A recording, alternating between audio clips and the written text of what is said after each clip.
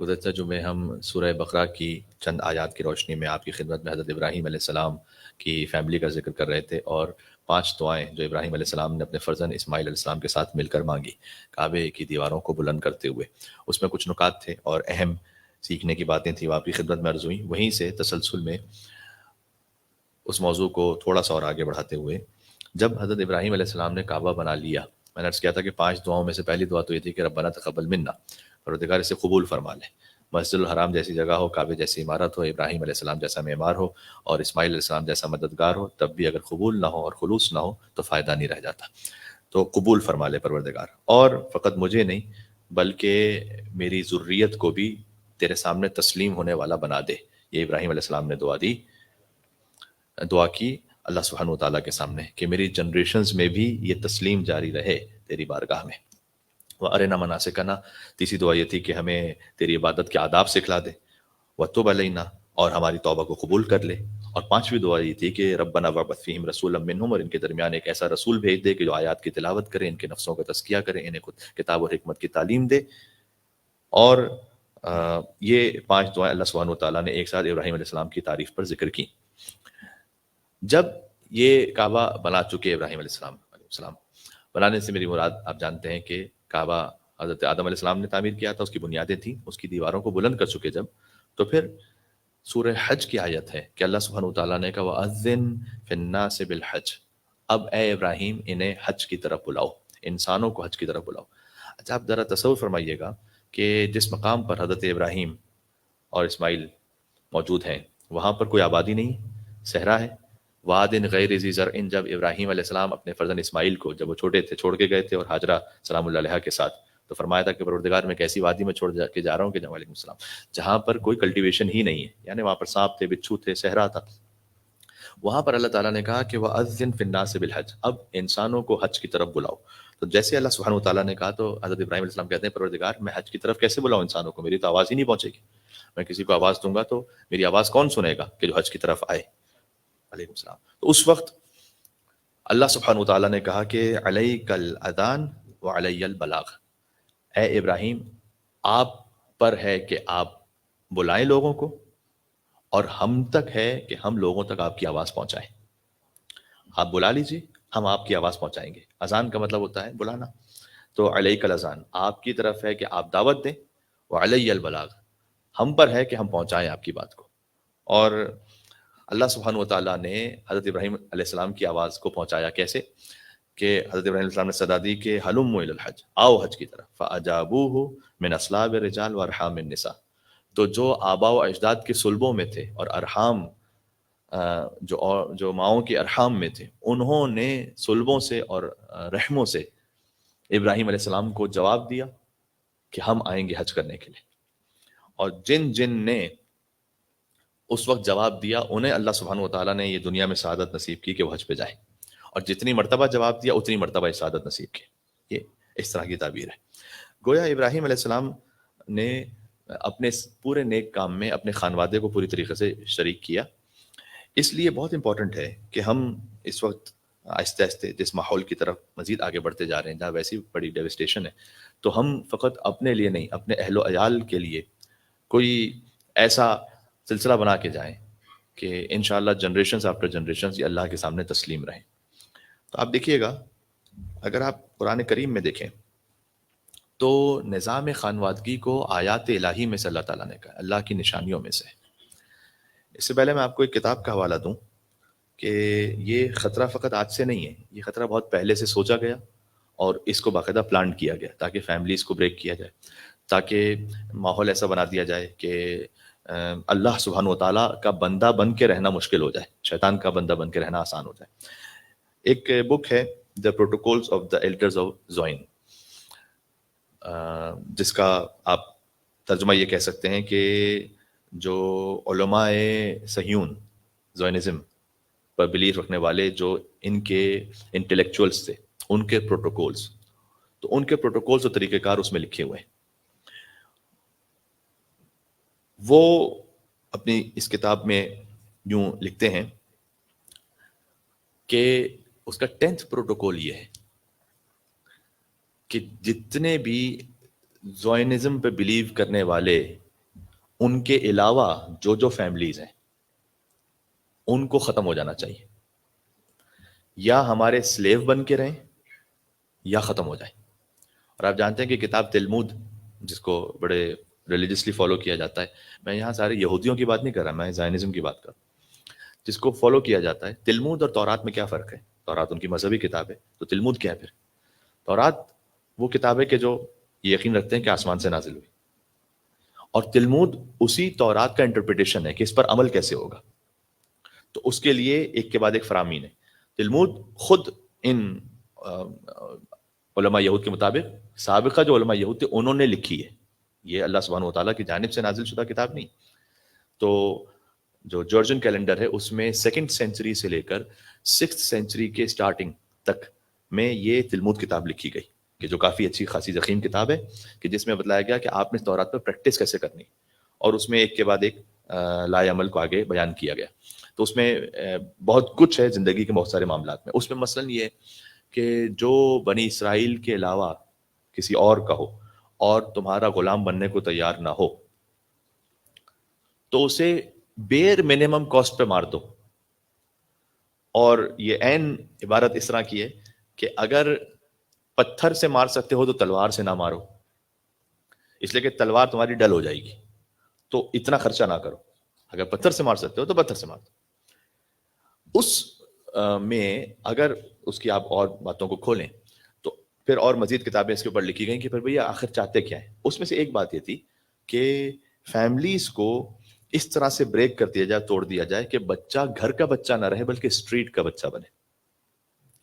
اور اب یہ ضرورت بھی ختم ہو گئی، اب اسٹریٹ کا بچہ بنانے کی بھی ضرورت نہیں، اب وہ گھر کے اندر گھس گئے، خود بخود گھر کے اندر گھس گئے۔ تو یہ بات میں کہہ سکتا ہوں کہ پیرنٹس جو اپنے بچوں کے لیے اپ برنگنگ کرتے ہیں، ان کا ایک کمپٹیٹر انہوں نے گھر کے اندر کھڑا کر دیا، پیرنٹس کا کمپٹیٹر۔ اور پیرنٹس کا جو کمپٹیٹر ہے بچوں کی تربیت میں، وہ گیجٹس اور سوشل میڈیا اور باقی سب کچھ ہے، کہ جس سے وہ ڈیفائن کریں لائف سٹائل، بچے کا لائف سٹائل کیسے ہوگا، اس کا ڈریسنگ سینس کیسا ہوگا، اس کا کھانا پینا کیسا ہوگا، لیکن اس کی گیمز کیسی ہوں گی، وہ سب وہ ڈیفائن کریں۔ تو یہ کمپٹیٹر گھر کے اندر خود انہوں نے کریٹ کر دیا۔ یہ سب کچھ آپ کو ان کے ان کتابوں میں اور ان معاملات میں ملے گا کہ جو بعد میں اس کو کھولا گیا، جس میں نے ایک کتاب کا خدمت میں حوالہ دیا۔ اور یاد رکھیے گا کہ یہ 24/7 یہ کام ہو رہا ہے۔ وہ ایک عالم دین سے کسی نے سے پوچھا کہ کیا شیطان کبھی سوتا ہے؟ کہتا سوتا ہوتا تو پھر ہمیں 2 گھنٹے کی مہلت نہیں ملی ہوئی ہوتی کہ بھئی 4 سے 6 تک شیطان آپ کو ڈسٹرب نہیں کرے گا۔ تو وہ تو کبھی سوتا ہے نہیں، وہ تو اپنے کام کو 24/7 کنٹینیوس کرتا جاتا ہے، مائنڈ سیٹ بناتا جاتا ہے۔ اب یہ سب اگر آپ اس خطرے کو سمجھیں تو پھر ہمیں سمجھ میں آتا ہے کہ اللہ سبحانہ و تعالیٰ نے قرآن میں کیوں کہا کہ وَمِنْ آیَاتِهِ أَنْ خَلَقَ لَكُم مِنْ أَنفُسِكُمْ أَزْوَاجًا لِتَسْكُنُوا إِلَيْهَا۔ اللہ کی نشانیوں میں سے ایک نشانی یہ ہے کہ اس نے تمہارے لیے جوڑوں کو خلق کیا اور فیملی کی صورت بنائی ہے۔ اللہ کی نشانی ہے، یہ آیت اللہ ہے، وَمِنْ آیَاتِهِ أَنْ خَلَقَ لَكُم مِنْ أَنفُسِكُمْ أَزْوَاجًا لِتَسْكُنُوا إِلَيْهَا۔ تو یہ معمولی بات نہیں ہے۔ ایک اللہ سبحانہ و تعالیٰ کے نزدیک فیملی سے زیادہ کوئی انسٹیٹیوشن محبوب نہیں ہے۔ حدیث میں ما بنی فی الاسلام بناء احب الی اللہ من التزویج۔ اللہ سبحانہ و تعالیٰ کے نزدیک اسلام میں سب سے بیسٹ جو عمارت ہے وہ تزویج، نکاح اور خانوادہ، اس سے بہتر اور اس سے بڑھ کر اللہ سبحانہ و تعالیٰ کو کوئی شے محبوب نہیں ہے۔ ایک مل کے صلوات بھی جائے گا محمد و آل محمد علیہ السلام پر، اللہم صلی علی محمد۔ اس لیے اس کو نصف دین شمار کیا گیا، آدھا دین ہی ہے۔ مولا علیہ السلام نے کہا کہ جس نے ازدواج کیا اس نے اپنا آدھا دین محفوظ بنایا، اور آدھے دین کے لیے اس کو فکر کرنی چاہیے، اس کو آدھا دین قرار دیا گیا۔ اچھا، یوزولی ہم جب ان معاملات پہ گفتگو کرتے ہیں تو ظاہر ہے کہ ہم محبت پہ گفتگو کرتے ہیں، اخلاق ہونا چاہیے، ایثار ہے، سیکریفائس ہے، بریڈ اینڈ بٹر کا پورا ہونا ہے، کہ جو شوہر کی ذمہ داری ہے وغیرہ وغیرہ، لیکن ایک چیز کو کبھی کبھار مس کرتے ہیں، اور وہ ہے کہ گھر کے نظام کے اندر معنویت اور دینداری۔ جب معنویت اور دینداری ہے اگر گھر کے نظام کے اندر، یعنی مثلاً نماز ہے، مثلاً دعا ہے، مثلاً لقمہ حلال ہے، یہ سب ہے، تو پھر اللہ سبحانہ و تعالیٰ کی جانب سے امر شدہ وہ اولاد ہمارے سامنے آئے کہ جو دین کی مددگار ہو سکے، نہ صرف یہ کہ خود دیندار ہو، دین کی مددگار ہو۔ ایک بڑی لطیف دعا ہے سورہ فرقان کے اینڈ پر، جہاں اللہ سبحانہ و تعالیٰ نے جو عباد الرحمن اللہ کے واقعی بندے، ان کی ایک دعا ذکر کی ہے۔ اس دعا میں یہ ہے کہ وَالَّذِينَ يَقُولُونَ رَبَّنَا هَبْ لَنَا مِنْ أَزْوَاجِنَا وَذُرِّيَّاتِنَا قُرَّةَ أَعْيُنٍ۔ یہ کہتے ہیں کہ پروردگار تو ہماری وائف اور ہمارے بچوں کو ہماری آنکھوں کی ٹھنڈک قرار دے، یعنی جب میں انہیں دیکھوں تو مجھے قلب کا سکون ملے۔ یہ امپورٹنٹ ہے. اس کے بعد وجعلنا للمتقین اماما، خالی میرے بچوں کو متقی نہیں بنا بلکہ انہیں رول ماڈل اور ایگزامپل بنا دوسروں کے لیے کہ دوسرے ان کی راہ پہ چلنے والے بنے. یہ اللہ سبحانہ وتعالیٰ نے اس مقام تک، جیسے آپ دیکھتے ہیں نا کبھی کبھی کچھ فیملیز ایسی ہوتی ہیں اس میں کچھ بچے ہیں یا ان میں کچھ لوگ ایسے ہیں کہ لوگ کہتے ہیں کہ دیکھو ان کو دیکھو. تو وجعلنا للمتقین اماما، پروردگار ہمیں اس مقام تک پہنچا کہ ہم متقین کے امام بنے، یعنی ان کے لیڈر بنے. یا امام کا مطلب وہ 12 امام والا امام نہیں، یعنی رول ماڈل بنے. ٹھیک، تو یہ بہت زیادہ امپورٹنٹ ہے. اس کا جو آغاز ہے اس میں ایک مسئلہ چونکہ یہاں پر پیش آ سکتا ہے اس لیے میں فقط اشارہ کر کے گزر جاؤں. مرتد نام کا ایک شخص تھا، صدر اسلام کی بات ہے حضور مکرم کے ساتھ، تو مکے میں خاتون اس کو پسند آ گئی اور وہ نان مسلم تھی، مشرکہ تھی، تو یہ ایک مسئلہ پیش آ سکتا ہے. تو اس نے چاہا کہ ہم شادی کر لیتے ہیں. اس وقت ایک آیت نازل ہوئی، سورہ بقرہ کی آیت تھی کہ ولا تنکحوا المشرکات. دیکھو مشرکات، مشرک عورتوں سے نکاح نہ کرنا حتی یؤمنن، یہاں تک کہ وہ ایمان لے کر آئے پھر اس کے بعد نکاح کرنا. اس کے بعد اللہ تعالیٰ نے ایک اصول دیا ہے ولا امۃ مؤمنۃ خیر من مشرکۃ. ایک بظاہر کم اسٹیٹس کی سادہ مومنہ خاتون زیادہ افضل اور بہتر ہے اس مشرکہ خاتون سے کہ ولو اعجبتکم، ہو سکتا ہے کہ اس کی خوبصورتی یا اس کا اسٹیٹس یا اس کا لائف سٹائل تمہیں فیسینیٹ کرے. قرآن میں اللہ تعالیٰ نے کہا اس کے باوجود بھی جو مومنہ عورت ہے وہ تمہارے لیے زیادہ بہتر ہے. اللہ سبحانہ وتعالیٰ نے 1400 سال پہلے یہ اصول دیا تھا. تو یہ سب سے امپورٹنٹ بات ہے. ہاں اگر کوئی واقع دل سے اسلام قبول کر کے ایمان قبول کر کے ایک مرحلے تک آ جائے اس کا ایک معاملہ الگ ہوتا ہے، لیکن جب تک کہ ایمان قبول نہ کیا ہو اس وقت تک اللہ سبحانہ وتعالیٰ نے کہا کہ دیکھو مشرکہ جو خاتون ہے، چاہے وہ اس کا اگر میں انگریزی آپ کو سنا سکوں تو even though the abundance of the bad may impress you، وہ امپریس تو کر لیتا ہے انسان اس وقت 5 6 سال 10 سال اس فیسینیشن میں گزر جاتے ہیں، لیکن جو بات کی بات ہے وہ اللہ سبحانہ وتعالیٰ نے کہا کہ دیکھو جو ایمان ہے وہ چاہے سادہ اسٹیٹس پہ کوئی ہو وہ زیادہ امپورٹنٹ ہے، اس کو دیکھنا. اور اسی طریقے سے سورہ مائدہ میں کہا قل لا یستوی الخبیث والطیب، دیکھو خبیث اور طیب برابر نہیں، ولو اعجبک کثرت الخبیث. یہ تو جنرل بات کی مال کے اعتبار سے عمل کے اعتبار سے. ولو اعجبک کثرت الخبیث، چاہے جو مال حرام یا کسی بھی حرام کی کثرت تمہیں فیسینیٹ کرتی ہے لیکن جو طیب ہے اگر اس تک رہو گے تو وہ اللہ سبحانہ وتعالیٰ کے نزدیک محترم ہے. یہ ذہن میں رکھنا. تو گھر کے اندر جو ایک دینداری اور معنویت کا تصور ہے وہ بہت زیادہ امپورٹنٹ ہے. صادق علیہ محمد امام جعفر صادق علیہ الصلوۃ والسلام ارشاد فرماتے ہیں اللہم صلی علی محمد وعلی محمد رحم اللہ رجلا قام من اللیل، خدا رحم کرے اس شخص پر کہ جو رات میں نماز کے لیے بلند ہو. اگر نماز شب اسے پڑھنی ہے وہ اپنی پرسنل پڑھے، وہ سب پہ واجب نہیں ہے، لیکن خدا رحم کرے اس شخص پر کہ جو رات میں یہاں فجر کے لیے بلند ہو، فصلی نماز پڑھے، ثم ایقظ اہلہ فصلوا، اس کے بعد اپنے گھر والوں کو اٹھائے نماز پڑھنے کے لیے. بعض دفعہ ہم اس بیلنس کو کھو دیتے ہیں. ہم کہتے ہیں کہ جناب لا اکراہ فی الدین، نہیں ہمیں بچوں کو ڈسٹرب نہیں کرنا چاہیے، ایسا نہ ہو کہ وہ بدزن ہو جائے دین سے. نہیں، اس میں ایک بیلنس ہونا چاہیے. آپ کی اپروچ اخلاق کے ساتھ صحیح طریقے سے ہونی چاہیے، لیکن آپ ان کو لیٹ گو نہیں کر سکتے کہ بس جیسے ان کی زندگی ہے مرضی گزرتی چلی جائے. امام نے فرمایا کہ نماز کے لیے اٹھو، پھر ویسے ہی جملہ خاتون کے لیے فرمایا کہ خدا رحم کرے اس خاتون پر، کیونکہ یوزولی لیڈیز جلدی اٹھتی ہیں نماز کے لیے، تو خدا رحم کرے اس خاتون پر کہ جو نماز کے لیے اٹھے اور نماز کو پڑھے اور اس کے بعد اپنے اہل و عیال کو جگائے نماز پڑھنے کے لیے. ائمہ علیہ السلام کی زندگی میں تو آپ دیکھیے تو انہوں نے تو خاص خادم اسی کام کے لیے رکھے ہوئے ہوتے تھے کہ فجر کی نماز پر اس خادم کا کام یہ تھا یا ایک اس کا نیز کا کام یہ تھا کہ وہ تمام لیڈیز کو یا تمام جینٹس کو وہ جگائیں باقاعدہ. تو دس از امپورٹنٹ، آپ اس سے صرف نظر نہیں کر سکتے. ہاں ایک بات ہے کہ سورہ طہ میں اللہ سبحانہ وتعالیٰ نے کہا کہ وَأْمُرْ أَهْلَكَ بِالصَّلَاةِ، اپنے اہل و عیال کو نماز کا حکم دو، وَاصْطَبِرْ عَلَيْهَا، اور اس پر پیشنس بھی رکھو. غصہ نہ دکھاؤ، پیشنس رکھو، لیکن یہ کام جاری رکھو. یہ امپورٹنٹ ہے. تو آج ہم بات کر رہے ہیں کہ اگر آپ زائنس سسٹم میں دیکھیں تو ان کے پروٹوکول میں سے جو 10th پروٹوکول ہے وہ یہ ہے کہ فیملیز کسی بھی طریقے سے باقی نہ رہیں اور یہ سلسلہ تہس نہس ہو کے ختم ہو جائے، انسٹیٹیوشن ختم ہو جائے. ہم یہ کہہ رہے ہیں کہ جہاں ہم خانوادے میں محبت، اخلاق، سیکریفائس، نان نفقہ سب کی بات کرتے ہیں، وہاں معنویت، عبادت، روحانیت وہ بہت زیادہ امپورٹنٹ ہے. اگر وہ نہیں ہے تو پھر جو اس کی روح ہے وہ نہیں باقی بچے گی. اس طرح سے ایک بہت لطیف حدیث ہے، من اوتی لہ خمسن، جسے اللہ تعالیٰ نے 5 نعمتیں عطا کی ہیں، لم یکن لہ عذر فی ترک العمل الاخرہ، اس کے پاس کوئی گنجائش نہیں رہتی، کوئی اس کے پاس ایکسکیوز نہیں رہتا کہ وہ اللہ کے لیے کام کرنے کو ترک کر دے. جس کو 5 نعمتیں ملی ہوئی ہیں اس کے پاس کوئی ایکسکیوز باقی نہیں اللہ کی راہ پر چلنے سے. وہ اپنے آپ کو یہ نہیں کہہ سکتا کہ پروردگار میں کیا کرتا، پہلی بات زوجۃ صالحہ، ایک نیک دیندار زوجہ کہ تعینہ علی امر دنیا و آخرت، جو اس کی مددگار ہو دنیا اور آخرت کے معاملات میں، تو یہ سب سے بڑی ہیلپ ہوتی. پھر امام نے فرمایا وہ بنون ابرار، اور پھر اگر اللہ تعالیٰ بیٹے بھی اور اولاد بھی ایسی عطا کر دے کہ جو نیک ہے، اب اس کے پاس کوئی ایکسکیوز نہیں ہے کہ پروردگار میں تیری راہ پہ کیسے چلتا. وہ معیشت فی بلدہ، اور کتنا امپورٹنٹ ہے دیکھیں کہ امام نے فرمایا کہ اگر تمہیں اپنی معیشت، اپنی اکانومی، اپنی جاب، اپنا بزنس وہ تمہارے اپنے شہر میں قریب ملا ہوا ہے تو اور گنجائش ختم ہو جاتی، تمہاری اور ڈیوٹی زیادہ بڑھ جاتی. وہ حسن خلق یداری بہ الناس، اور اگر اللہ سبحانہ و تعالیٰ نے اچھا اخلاق عطا کیا ہو کہ آپ لوگوں کے ساتھ مدارات اچھی طرح سے ڈیل کر سکیں تو یہ ایک اور نعمت اضافہ ہو جاتی. وہ حب و اہل بیتی، اور حضور نے کہا اور میرے اہل بیت کی محبت اگر دی ہوئی ہے تو پھر اور زیادہ رسپانسبلٹی بڑھ جاتی ہے. ایک مل کے صلوات بھیج دیں محمد وعلی محمد علیہ السلام پر، صلی علی محمد وعلی محمد. تو انشاءاللہ آپ سب کے پاس یہ ساری نعمتیں ہیں، زوجہ صالحہ بھی، اور جن کے پاس نہیں اللہ تعالیٰ انہیں عطا فرمائے انشاءاللہ بہترین ہم کو بنون ابرار، اور اچھی نیک اولاد، اور گھر کے قریب ہی ہمارا فائننس اور ہماری معیشت، اور حسن اخلاق، اور میرے اہل بیت کی محبت، یہ حضور نے فرمایا. یہ سب ہے. اس کے بعد حضور مکرم کہتے ہیں کہ کوئی ایکسکیوز نہیں باقی رہ جاتا کہ وہ کہے کہ پروردگار اب میں تیری راہ پہ کیسے چلتا، اب سب کچھ دے دیا اللہ تعالیٰ. سبحان اللہ.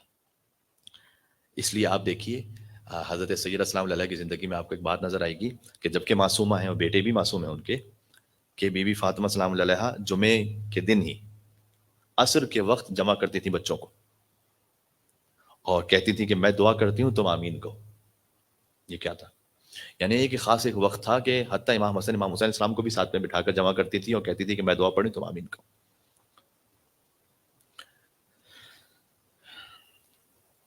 امام حسن علیہ السلام بھی فرماتے ہیں کہ میں نے دیکھا کہ میری والدہ رات بھر دعا کرتی رہتی تھیں اور مومنین اور مومنات کے نام لے لے کر ایک ایک کے لیے دعا کرتی تھیں. تو یہ بہت زیادہ اہم بات ہے کہ آپ گھر کے اندر اس روحانی دکھلانا ہوگا.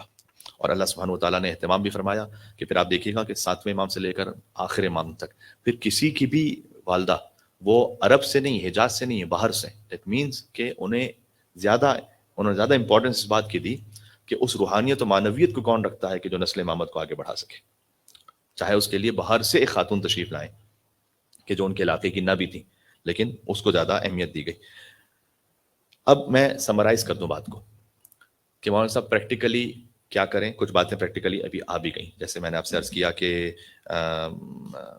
مثال کے طور پر وہ معیشت فی بلد، اگر کسی کی جو ہے وہ جاب ہے، کسی کا فائننس ہے، اس کے گھر کے قریب ہے اور اخلاق اچھا ہے، پھر اہل بیت علیہ السلام کی محبت بھی ہے، تو اللہ سبحانہ و تعالیٰ کہتا ہے کہ اب تمہارے پاس ایکسکیوز نہیں بچا. پھر کچھ باتیں آئی ہیں ابھی، میں آپ کو اگر پوائنٹ وائز 8 پوائنٹ سنا دوں اور جو میں خطبہ تمام کروں. میں قرآن کریم میں 2 فیملیز ایسی ہیں کہ جن کی خاص اللہ تعالیٰ نے تعریف کی ہے.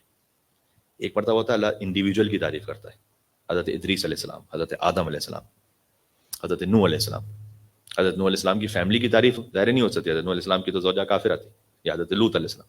لیکن کچھ معاملات ایسے ہیں کہ جہاں اللہ سبحانہ و تعالیٰ نے خالی انڈیویجول کو پریز نہیں کیا، فیملی کو پریز کیا. اس میں 2 فیملیز بہت زیادہ امپورٹنٹ ہے کہ جن کے لیے خاص اللہ تعالیٰ نے ذکر کیا ہے. ایک ہے حضرت زکریا کی فیملی اور ایک ہے مولا علیہ السلام کی فیملی. حضرت زکریا، ان کی زوجہ اور ان کے بیٹے حضرت یحییٰ، ان کو ملا کر اللہ سبحانہ و تعالیٰ نے قرآن میں ان کا پریز کیا، اور 3 پوائنٹس ان کے لیے ذکر کیے، 5 پوائنٹ مولا علیہ السلام کے خانوادے کے لیے ذکر کیے. 8 پوائنٹ سن لیجیے گا، انشاءاللہ بات آپ تک پہنچ جائے گی. سورہ انبیاء کی آیت نمبر 90 میں اللہ سبحانہ و تعالیٰ نے کہا کہ انہم کانوا یسارعون فی الخیرات. زکریا علیہ السلام اور ان کی فیملی یہ کیا تھے؟ پہلی صفت تو ان میں یہ تھی کہ جب بھی کوئی نیک کام دیکھتے تھے تو نیکیوں کی طرف جلدی دوڑتے تھے، ویٹ نہیں کرتے تھے. یہ عادت خود بھی اپنائیں اور بچوں کو بھی سکھائیں کہ اگر تمہیں کہیں پر کوئی نیکی، کوئی اچھا کام کوئی نظر آتا ہے، فوراً اس کو انجام دو، دوسروں کے لیے نہ رکھو، خود اللہ تعالیٰ نے تمہیں توفیق دی، تم انجام دو. وَيَدْعُونَنَا رَغَبًا وَرَهَبًا، اور یہ اللہ کو پکارتے تھے امید کے ساتھ بھی اور ڈر کے ساتھ بھی. مینس کہ آئیڈیل ایمان کی سچویشن بھی اور بہترین خانوادہ وہ ہوتا ہے کہ جس میں خوف خدا بھی ہو اور امید از خدا بھی ہو. فقط خوف ہے تو ڈپریشن ہے، اور خالی امید ہی امید ہے اور کوئی خوف نہیں ہے تو بالآخر انسان جا کے لاوالی ہو جاتا ہے، کیئرلیس ہو جاتا ہے۔ تو یہ بیلنس ہونا بہت ضروری ہے کہ آپ اللہ سبحانہ و تعالیٰ کی نعمتوں کا بھی ذکر کریں، امید بھی دلائیں، اور بہرحال خوف آخرت بھی ہے۔ دوسری بات، تیسرا، وَكَانُوا لَنَا خَاشِعِينَ، یہ اللہ کے سامنے عاجزی دکھاتے تھے۔ ویری امپورٹنٹ، میں آپ کے سامنے ادب پر بات کر چکا ہوں، اللہ کے مقابلے پر ادب، رسول اللہ کے مقابلے پر ادب، یہ عاجزی ہونی چاہیے۔ 3 پوائنٹس یہ ہو گئے، یہ 3 پوائنٹس حضرت زکریا کے لیے۔ پھر مولا علیہ السلام کے خانوادے کا ذکر کیا اللہ سبحانہ وتعالیٰ نے سورہ حل عطا میں، آپ جانتے ہیں پورا سورہ ہی نازل کیا ان کے لیے۔ تو اس کی کچھ آیات تو معروف ہیں، یطعمون الطعام علی حبہ مسکینا و یتیما و اسیرا، آپ سب جانتے ہیں، لیکن کچھ آیات وہ ہیں کہ جو غیر معروف ہیں۔ یوفون بالنذر، پہلا کہا یہ تو اپنی منت کو پورا کرتے ہیں، یعنی جو وعدہ کرتے ہیں اس کو پورا کرتے ہیں۔ یہ اس خانوادے کی تعریف کی اللہ سبحانہ وتعالیٰ نے، تو یہ وہ اخلاقی صفات ہیں جو اللہ سبحانہ وتعالیٰ نے چاہے کہ ہونی چاہیے، پوری فیملی میں ہونی چاہیے۔ یوفون بالنذر، اور اگر آپ دین کے معاملے پر ہوتے ہیں ایسے لوگ کہ جو مثلا نظر مانتے ہیں کہ ہمارا بچہ جو ہے یا میں خود، ہم نے یہ کام اگر ہو گیا، ہم سے اللہ سبحانہ وتعالیٰ نے توفیق دی تو ہم اللہ کے شکرانے کے لیے یہ کریں گے۔ آپ روزے کی نظر مان سکتے ہیں جو خود مولا کائنات کی خانوادے نے مانگی۔ فائنینسز کا تو بڑا آسان رہتا ہے کہ یار میں $10 صدقہ دوں گا، $10 سبھی دے دیتے ہیں، لیکن کوئی ایسی بات کہ جس سے آپ ایک اور اسٹیپ اٹھا کے بڑھیں اللہ سبحانہ وتعالیٰ کی طرف۔ تو یوفون بالنذر ویخافون یوما کان شرہ مستطیرا، اور یہ خوف رکھتے ہیں۔ دیکھیں بی بی فاطمہ سلام اللہ علیہ جب میدان محشر میں تشریف لائیں گی تو ہر اہل محشر کی نگاہ جھک جائے گی، تو سیدہ تو شافع روزے جزائیں، لیکن میں کیا کروں، قرآن میں آیت موجود ہے وَيَخَافُونَ يَوْمًا، اور یہ خوف رکھتے ہیں قیامت کے اس دن کا کہ کان شرہ مستطیرا، جس کی مصیبت ہر جگہ پھیلی ہوئی ہوگی۔ تو بہرحال ایک خوف آخرت، یہ اللہ تعالیٰ کو مطلوب ہے۔ اور چھٹی بات اس سیکوینس میں، وَيُطْعِمُونَ الطَّعَامَ عَلَىٰ حُبِّهِ مِسْكِينًا وَيَتِيمًا وَأَسِيرًا، یہ مسکین اور یتیم و اسیر کو کھانا بھی کھلاتے ہیں علیہ السلام۔ یہ ایک بڑی اور اچھی امپورٹنٹ صفت ہے، انفاق فی سبیل اللہ۔ اور پھر روح، ہر بات کی روح، وَإِنَّمَا نُطْعِمُكُمْ لِوَجْهِ اللَّهِ، کہتے ہیں ہم کرتے فقط اللہ کے لیے، کرتے فقط اللہ کے لیے۔ ناٹ ایزی، میں آپ کو بتا رہا ہوں اتنا آسان نہیں ہے۔ ایک بات دماغ میں آئی کہ ایک عالم تھے، وہ بیان کر رہے تھے کہ میں ایک دفعہ مشہد میں تھا، تو مجھے ایک آیت اللہ نے بلایا تھا وہاں پر، اور یہ کہا تھا کہ آپ جو یہاں پر اسٹوڈنٹس ہیں ان کو تبلیغ کریں اور انہیں سکھلائیں کہ تبلیغ کا طریقہ کیسا ہونا چاہیے، مجلس کیسے پڑھی جاتی ہے، لوگوں کے سامنے سیمینار کیسے کیا جاتا ہے، وغیرہ وغیرہ، اس کی ٹریننگ دیں۔ تو مذہبی اعتبار سے کہتے ہیں کہ ہم نے ایک ہال میں کئی مہینوں تک سیریز اس کی جاری رہی کہ ان کو روش تبلیغ پتہ چلے۔ تو کہتے ہیں میں درس دیتا گیا، اور میں نے یہ سوچا تھا کہ میں بالکل قربتاً الی اللہ، ان کی جانب سے مجھے کوئی توقع نہیں۔ تو کہتے ہیں کہ کافی وقت گزر گیا، تو ایک بار ایسا ہوا کہ میں ایک جگہ سے جا رہا تھا، حرم امام رضا علیہ السلام کی بات ہے، تو کیونکہ مشہد میں تھا میں، تو حرم امام رضا علیہ السلام، تو میرا اسٹوڈنٹ میں نے دیکھا کہ سامنے ہی ہے، اور راستہ جو ہے نا وہ تھوڑا سا تنگ ہے، تو مجھے ایکسپیکٹیشن تھی کہ وہ اسٹوڈنٹ مجھ سے کہیں گے سر آپ، انہوں نے ایسا نہیں کیا۔ تو میرے دل میں خیال آیا کہ یار اس نے میرا کوئی احترام نہیں رکھا۔ تھوڑی دیر بعد کہتے ہیں میں ایک سائڈ پہ بیٹھا، میں نے سوچا کہ یہ جو میں پڑھا رہا تھا کہیں اس میں یہ والی میری امید تو نہیں تھی کہ کم سے کم یار میرا احترام تو کریں، کچھ اور دینا دیں۔ تو کہتے ہیں کہ میں ایک آیت اللہ تھے آغا جواد تہرانی، ان کے پاس گیا، اور میں نے ان کو جا کے کہا کہ مجھے ایسا لگتا ہے کہ میں نے اتنے مہینے جو ان کو پڑھایا ہے اس میں ابھی بھی نیت خالص نہیں ہوئی۔ تو میں نے ان کو جیسی بات بیان کی نا، تو وہ 80 سال کے تھے، تو زاروں قطار دھاڑے مار مار کے رونے لگے۔ وہ میں نے ان سے کہا کہ آقا میں شرمندہ ہوں، ایک تو یہ کہ مجھے اپنے آپ میں فیل ہو رہا ہے کہ پتہ نہیں میں نے خلوص کے ساتھ کیا نہیں کیا، دوسرا میں نے آپ کو بھی رلا دیا اور میں آپ کے سامنے شرمندہ ہوں۔ تو کہتے ہیں انہوں نے روتے روتے مجھ سے کہا کہ اللہ کا شکر ادا کرو اور امام رضا علیہ السلام کے حرم میں جانا اور کہنا کہ پروردگار تیرا شکر ہے تو نے مجھے بیچ زندگی میں بتلا دیا کہ میں مشرک تھا، مجھے ٹھیک ہونا ہے ابھی۔ کچھ لوگ ہوتے ہیں زندگی پوری گزر جاتی ہے پتہ نہیں چلتا کہ مشرک ہے۔ یہ مشرک وہ مشرک نہیں جو بت پرستی والا مشرک ہے، یہ مشرک یہ ہے کہ اللہ کے علاوہ کسی اور سے کوئی امید نہ رکھنا۔ آسان نہیں ہے۔ اسی موقع پہ دعا کرتے ہیں کہ پروردگار جس خانوادے کے لیے تو نے سورہ حل عطا نازل کیا تھا، ہمارے کاموں میں بھی ان کی طرح اخلاص عطا فرما دے، اور اللہ سبحانہ وتعالیٰ کی قربت ہمیں نصیب فرما۔ تو ہاں، اس سے کہیں ایسا نہ ہو مسکنسیپشن ہو جائے کہ ارے جناب تم نے اللہ کے لیے کیا ہے تو بس ٹھیک ہے، ہم کیا کریں، جاؤ اللہ سبحانہ و تعالیٰ ہی جزا دے گا. اس لیے کہ جو کام کرنے والا ہے اس کی نیت اس عالی ترین خلوص پر. جن کے لیے کیا ان کی ڈیوٹی الگ ہے، جن کے لیے کیا ان کی ڈیوٹی کیا ہے. خود ایک حدیث میں امام نے بیان فرمایا، کہا جو بھی تمہارے ساتھ نیکی کرے اس کم سے کم 3 طریقے سے اس کو تم رسپونڈ کرو. پہلا فرمایا کہ اس کا شکریہ ادا کرو، تم کرو اس کا شکریہ ادا. دوسرا فرمایا کہ ذکر المعروف، جو اس نے نیکی کی ہے نا تمہارے ساتھ، خالی زبانی کلامی ایک جنرل شکریہ نہ کرو بلکہ اس کی نیکی کو ذکر کرو ون بائی ون. رسول اللہ حضرت خدیجہ کا شکریہ نہیں ادا کرتے تھے بلکہ کہتے تھے کہ خدیجہ نے مجھے اس وقت مال دیا کہ جب تم سب میرا بائک آؤٹ کرتے تھے، اس وقت خدیجہ نے میری مدد کی جب سب تم مجھے تنہا چھوڑ کے چلے گئے تھے، اس وقت خدیجہ نے میری تصدیق کی جب تم سب تکذیب کرتے تھے. تو ذکر کرو اس کے کاموں کا. پہلی بات یہ کہ اس کا شکریہ ادا کرو، اس کی نیکی کو ذکر کرو، اور تیسرا اس کے لیے دعا کرو. فرمایا یہ تمہارا کام ہے، اور کرنے والے کا کام یہ کسی سے امید نہیں. تو یہ 2 الگ الگ ڈیوٹیز ہیں جو اسلام میں ہمیں اللہ سبحانہ وتعالیٰ نے سکھلائی ہیں.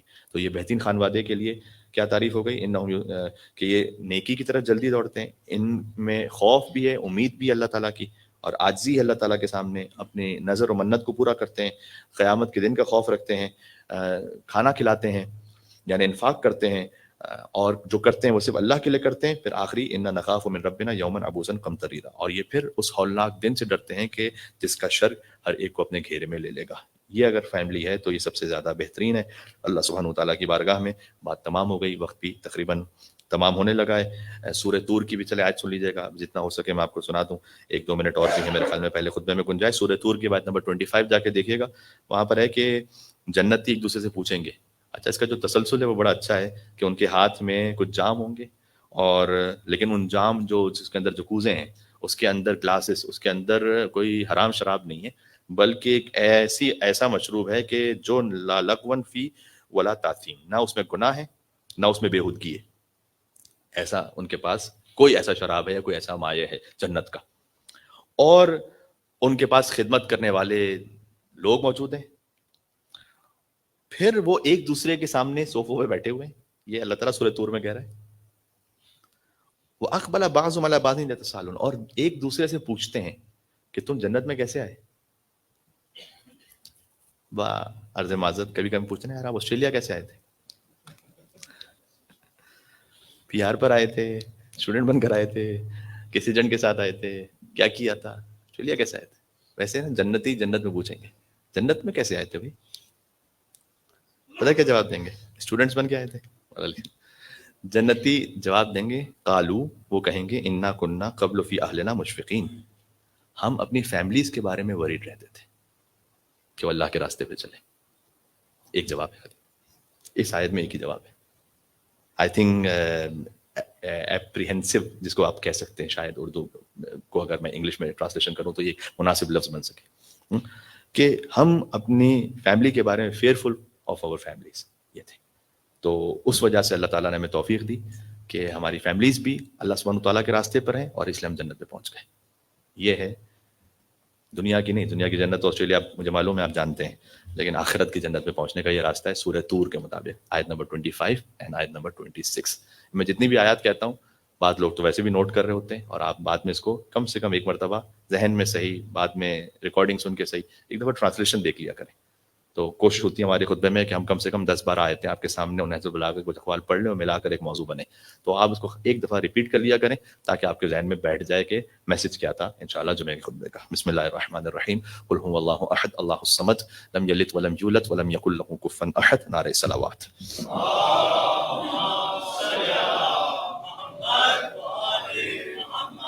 حضرت حجت کا بھی تعارف آپ دیکھیں کہ احادیث میں وہ فیملی کے ذریعے سے کروایا گیا ہے. امام حسین کی نسل میں سے 90، بار بار ذکر امام حسین کا. اس لیے علماء یہ کہتے ہیں کہ جب امام زمان اسلام کا ظہور ہوگا تو امام حسین کو ساری دنیا پہچانتی ہوگی جو کہ پہچان رہی ہے. کیونکہ جب وہ تشریف لائیں گے تو اپنا پہلا فقرہ ہی کعبے کی پشت سے ٹیک لگا کر یوں ارشاد فرمائیں گے کہ میں اس کا بیٹا ہوں کہ جسے نہر کے ساتھ پیاسا شہید کیا گیا. تو امام حسین علیہ السلام کی مظلومیت کو ساری دنیا جانتی ہوگی، چاہے وہ کسی بھی مذہب کا ہو، کوئی بھی انسان ہو. تو وہ ریلیٹ کر پائیں گے کہ اچھا اس حسین کا بیٹا آیا ہے. تو یہ خانوادہ وہ خانوادہ، یہ فیملی وہ فیملی ہے. آپ تصور فرما رہے ہیں؟ اس وقت امام حسین علیہ السلام کے ذریعے سے جب امام زمانہ کا تعارف ہوگا تو سب انہیں پہچانیں گے بھی اور ان کی نصرت کے لیے پہنچیں گے بھی. تو اس لیے بہرحال آپ دیکھیے گا کہ ہر مقام پر جہاں فیملی انسٹیٹیوشن کی بات ہے وہ اتنا زیادہ امپورٹنٹ ہے کہ یہی سب سے بڑی آپ کی فائر وال ہے ہر شیطانی وسوسے اور ہر شیطانی پلان اور جال سے. آپ اپنے آپ کو، اپنی اولاد کو بچائیں گھر کے اندر اس روحانیت و معنویت کے ذریعے سے. انشاءاللہ امام زمانہ علیہ السلام کے خانوادے کے ذریعے سے ہمیں اپنے خانوادے کو بچانے کی توفیق نصیب ہو انشاءاللہ سے. بسم اللہ الرحمن الرحیم. انا اعطیناک الکوثر فصل لربک وانحر ان شانئک هو الابتر. یہاں سے وہاں تک مل کر امام زمانہ علیہ السلام کے نام پر صلوات بھیج دیں. محمد و آل محمد.